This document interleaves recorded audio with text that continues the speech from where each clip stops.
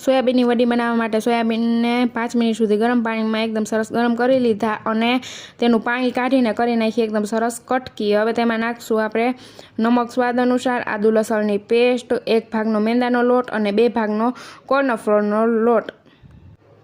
હવે નાખશું red food colour અને હાથથી કરી લેશું એકદમ સરસ મિક્સ। આપણો મસાલો એકદમ સરસ મિક્સ થઈ ગયો છે અને મસાલો આપણો એકદમ સરસ વધારે મિક્સ થઈ જાય અને એકદમ ટેક્સચર લાવવા માટે થોડુંક પાણી નાખીને હાથથી કરી લેશું મિક્સ અને 30 મિનિટ સુધી આ ટેક્સચરને એકદમ ઢાંકીને રાખી દેશું એટલે એનો સ્વાદ છે ને બેસ્ટ આવી જાય।